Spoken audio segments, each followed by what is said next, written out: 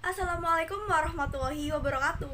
Sebelumnya perkenalkan, nama saya Atsila Sofi Primarsya dari kelas 12 Kimia Industri 1 nomor absen 19. Di sini saya akan mempresentasikan tentang tugas PPKN yang telah diberikan oleh Bu Lina selaku guru pengajar 12 Kimia Industri 1, yaitu poin C tentang kebebasan pers dan dampak penyalahgunaan kebebasan pers dalam masyarakat demokratis di Indonesia. Sebelum lanjut dalam topik pembahasannya, izinkan saya untuk memperkenalkan anggota kelompok kami. Saya dari kelompok 5 dengan anggota kelompok yang beranggotakan 4 orang, yaitu Anzala Rahma Solika nomor absen 17, Ari Suardini absen 18, Audia Nurmadani absen 20, dan saya sendiri. Oke, langsung aja kita ke pembahasan tentang kebebasan pers. Menurut Retno Lisyarti tahun 2007, kebebasan pers berarti kekebalan media komunikasi meliputi surat kabar, buku, majalah, radio, dan televisi dari kontrol atau sensor pemerintah. Kebebasan pers merupakan suatu hal yang dianggap mendasar. Masyarakat yang bebas dan pemerintah yang demokratis sangat sulit diwujudkan tanpa pers yang bebas.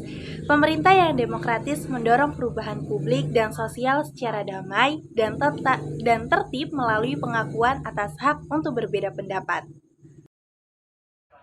Menurut Brigadir Manan 2016, kebebasan pers dapat dipilah dalam dua kategori utama, yaitu yang pertama kebebasan pers itu sendiri, dan yang kedua adalah pers sebagai sarana atau forum kebebasan publik.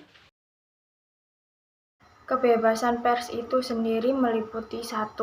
Kebebasan atau kemerdekaan mencari, memperoleh, mengolah, dan menyebarkan informasi yang akan dijelaskan oleh Anzala. 2. Kebebasan atau kemerdekaan melakukan kontrol dan kritik dalam kehidupan politik, sosial, atau ekonomi yang akan dijelaskan oleh Ari Suardini. 3. Kebebasan atau kemerdekaan untuk membentuk dan mengarahkan pendapat umum demi kepentingan publik yang akan dijelaskan oleh Atsila Sofi. Dan yang keempat, kebebasan atau kemerdekaan mengeluarkan pendapat dan pikiran pers yang akan saya jelaskan. Kebebasan mencari, memperoleh, mengolah, dan menyebarkan informasi. Sebagai contoh yakni sebuah berita yang berjudul Dewan Pers desak hapus pasal RKUHP yang ancam kebebasan pers. Di dalam berita tersebut diketahui bahwa Ketua Dewan Pers Asyumardi Azrah mendesak DPR dan pemerintah menghapus pasal-pasal dalam rancangan Kitab Undang-Undang Hukum Pidana atau RKUHP yang disinyalir mengancam kebebasan pers. Asyumardi mengatakan hal demikian karena menilai pembuat undang-undang sejauh ini tidak mengindahkan 8 poin keberatan Dewan Pers terhadap sejumlah pasal dalam draft RKUHP 2019 pada naskah yang terbaru. Pasal-pasal yang dimaksudkan Asyumardi dalam RKUHP terbaru itu beberapa di antaranya adalah Pasal 184 tentang tindak pidana terhadap ideologi negara, Pasal 218-220 tentang tindak pidana penyerangan kehormatan atau harkat dan martabat Presiden dan Wakil Presiden, lalu Pasal 240-241 tentang tindak pidana penghinaan pemerintah yang sah, kemudian Pasal 263-264 tentang tindak pidana penyiaran atau penyebarluasan berita atau pemberitahuan bohong, Pasal 280 tentang tindak pidana gangguan dan penyesatan proses peradilan, Pasal 302-304 tentang tindak pidana terhadap agama dan kepercayaan, lalu Pasal 351-352 tentang tindak pidana terhadap penghinaan dan terhadap kekuasaan umum dan lembaga negara, Pasal 440 tentang tindak pidana penghinaan, serta Pasal 437 dan 443 tentang tindak pidana pencemaran. Dewan Pers, kata Asyumardi, menilai pasal-pasal tersebut multitafsir dan berpotensi membelenggu kebebasan pers. Beberapa substansi dalam sejumlah pasal juga berpotensi mengancam kemerdekaan pers, seperti misalnya larangan menyiarkan hal berbau komunisme, marxisme, dan leninisme. Ia juga menyayangkan keputusan pemerintah dan DPR yang tak lagi mengundang Dewan Pers untuk mendiskusikan RKUHP. Pasalnya, pembahasan RKUHP perlu melibatkan partisipasi publik, termasuk mereka yang terdampak langsung. kebebasan atau kemerdekaan melakukan kontrol dan kritik dalam kehidupan politik, sosial, dan ekonomi. Di bidang politik, kontrol dan kritik baik terhadap lembaga politik kenegaraan maupun lembaga politik kemasyarakatan. Kontrol dan kritik terhadap kehidupan sosial baik bertujuan melakukan perubahan sosial maupun terhadap tingkah laku sosial. Kritik dan kontrol ekonomi untuk menjamin kegiatan ekonomi dijalankan sesuai dengan kepentingan rakyat banyak. Salah satu contoh dari berita tentang poin tersebut adalah matinya kepakaran dan mahasiswa sebagai agen perubahan dalam masyarakat. Rangkuman dari berita tersebut adalah bahwa menjadi seorang mahasiswa merupakan suatu privilege tersendiri bagi pemuda. Dikutip dari laman kompas.com, pasalnya hanya 8,5% pemuda Indonesia dari 64,50 juta jiwa yang mampu mengenyam ke bangku pendidikan perkuliahan. Adapun privilege yang dimiliki mahasiswa itu yaitu pemenuhan fungsi Tridharma perguruan tinggi, meliputi pendidikan dan pengajaran, penelitian dan pengembangan, serta pengabdian kepada masyarakat. Sebagai kaum intelektual, mahasiswa kerap dipandang sebagai agent of change. Namun, apa jadinya jika mahasiswa tersebut mengalami kemunduran-kemunduran yang mengakibatkan terganggunya proses pembelajaran di perkuliahan? Hal tersebut mengakibatkan turunnya moral, etika, dan keintelektualan mahasiswa. Penulis memberikan saran bagi mahasiswa yang sedang mengenyam bangku perkuliahan agar tidak termakan hoak dan juga isu yang masih beredar. Apapun keputusan, apapun juga yang kita lakukan, harus punya landasan pada dasarnya. Intinya jangan mau dikerdilkan oleh kekuasaan dan pembodohan. Manfaatkan idealisme untuk kemajuan peradaban, serta langkah kita untuk menentukan masa depan kita sebagai bangsa yang besar, yaitu bangsa Indonesia. Kebebasan kemerdekaan untuk membentuk dan mengarahkan pendapat umum demi kepentingan publik. Oke, langsung saja kita simak cuplikan berita dari video berikut. Desakan penolakan pengesahan rancangan Kitab Undang-Undang Hukum Pidana atau RKUHP di rapat paripurna DPR terus bermunculan, diantaranya dari Aliansi Jurnalis Independen atau AJI. AJI menilai ada 10 pasal dalam RKUHP yang bisa mengancam kebebasan pers. 2 diantaranya adalah pasal 219 tentang penghinaan presiden wakil presiden, serta pasal 241 tentang penghinaan terhadap pemerintah. 2 pasal ini dinilai tidak sejalan dengan semangat demokrasi dan peran pers sebagai media penyambung aspirasi publik.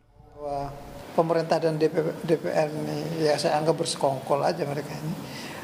Menggolkan pasal yang mengesankan bahwa pemerintah, presiden dan pemerintah ini mau diproteksi berlebihan. Mereka ini kan pejabat publik yang dari bangun tidur sampai tidur lagi itu dibiayai dari uang publik. Jadi mereka harusnya tidak layak meminta privilege yang sangat besar untuk ini dilindungi dari kritik itu. Publik sebagai pembayar pajak layak dong mempersoalkan, dan media sebagai penyambung aspirasi publik tentu saja punya kewajiban menyampaikan kritik-kritik itu. Dan kritik itu yang akan terancam dipidana kalau nanti KUHP ini disahkan. Dan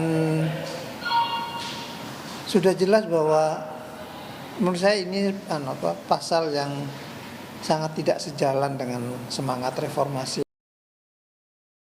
Pasal 219 dalam RKUHP berbunyi, setiap orang yang menyiarkan, mempertunjukkan atau menempelkan tulisan atau gambar sehingga terlihat oleh umum, memperdengarkan rekaman sehingga terdengar oleh umum, atau menyebarluaskan dengan sarana teknologi informasi yang berisi penyerangan, kehormatan atau harkat dan martabat terhadap presiden atau wakil presiden, dengan maksud agar isinya diketahui atau lebih diketahui umum, dipidana dengan pidana penjara paling lama 4 tahun 6 bulan atau pidana denda paling banyak kategori 4, yakini maksimal 200 juta rupiah. Sementara pasal 241 RKUHP berbunyi, setiap orang yang menyiarkan, mempertunjukkan atau menempelkan tulisan atau gambar sehingga terlihat oleh umum, memperdengarkan rekaman sehingga terdengar oleh umum, atau menyebarluaskan dengan sarana teknologi informasi yang berisi penghinaan terhadap pemerintah yang sah dengan maksud agar isi penghinaan diketahui umum yang berakibat terjadinya keonaran atau kerusuhan dalam masyarakat, dipidana dengan pidana penjara paling lama 4 tahun atau pidana denda paling banyak kategori 5, yakni paling banyak sebesar 500 juta rupiah. Selain itu, pasal lainnya yang juga dikritisi adalah pasal 604 dan 607 yang dinilai justru melemahkan pelemahan pemberantasan korupsi karena menyatakan sanksi yang lebih ringan untuk para koruptor. Pasal lainnya yang kontroversial adalah pasal 342 yang dinilai mengancam kelompok rentan seperti perempuan, warga miskin, dan masyarakat adat. Kendati menuai pro dan kontra, RKUHP telah memasuki tahapan persetujuan tingkat pertama di Komisi 3 DPR dan rencananya akan segera disahkan. Dengan masih banyaknya penolakan yang ada, diharapkan pemerintah dan DPR dapat mendengarkan aspirasi masyarakat dan tidak terburu-buru mengesahkan RKUHP dalam rapat paripurna di penghujung masa jabatan. Kebebasan atau kemerdekaan mengeluarkan pendapat dan pikiran pers. Skenario UU PDP ala LSM, yaitu pengungkapan korupsi pejabat bisa dikontrol. Aturan dalam Undang-Undang Perlindungan Data Pribadi atau UU PDP dianggap bisa memidanakan pihak yang mengungkap kasus dengan dalih kepentingan negara, termasuk jurnalis dan aktivis. Hal ini dikatakan terkait keberadaan pasal pengecualian yang bisa membatasi subjek data mendapat sebagian haknya. Pasal 15 menyatakan hak-hak itu dibatasi oleh kepentingan pertahanan dan keamanan nasional, proses penegakan hukum, kepentingan umum dalam rangka penyelenggaraan negara, kepentingan pengawasan sektor jasa keuangan, moneter, sistem pembayaran, dan stabilitas sistem keuangan yang dilakukan dalam rangka penyelenggaraan negara, atau kepentingan statistik dan penelitian ilmiah. Mustafa menilai UU PDP ini tak sejalan dengan The General Data Protection Regulation atau GDPR yang dimiliki Uni Eropa yang memiliki pengecualian pada kebebasan berekspresi dan hak mendapatkan informasi. Dengan aturan pengecualian ini, jurnalis yang sebenarnya pekerjaannya dilindungi oleh UU Pers yang mengungkap data pejabat atau politikus tertentu bisa dianggap melanggar UU PDP. Ini yang menjadi sorotan bagaimana perlindungan kebebasan berekspresi dan memperoleh informasi yang tidak diharmonisasi di undang-undang ini. Pelibatan swasta termasuk asosiasi maupun perwakilan masyarakat diperlukan mengingat masih ada hal-hal yang potensi menghambat implementasi UU perlindungan data pribadi oleh mereka. Dampak kebebasan pers. Dari sisi masyarakat, terdapat kerugian antara lain tidak bisa memperoleh informasi yang tepat dan akurat, muncul sikap saling curiga antar kelompok hingga terjadi konflik antar kelompok. Dari sisi kepentingan pribadi, dengan jasa pers, seseorang dapat populer citra positifnya, tetapi tidak menutup kemungkinan bisa juga terjadi sebaliknya. Seseorang hancur reputasinya karena pers. Nama baik seseorang dapat dirugikan apabila terjadi penyalahgunaan kebebasan berpendapat dan penyampaian pendapat informasi. Dari sisi pers, kerugian yang timbul dan penyalahgunaan kebebasan pers antara lain hilangnya kepercayaan terhadap pers dan munculnya pendapat negatif terhadap pers. Pers yang tidak bertanggung jawab memicu konflik dalam masyarakat dan pertentangan kepada pemerintah. Sekian presentasi dari kelompok kami. Apabila ada kurang dan lebihnya, saya mohon maaf. Terima kasih. Wabillahi taufiq wal hidayah, waridho wal inayah. Wassalamualaikum warahmatullahi wabarakatuh.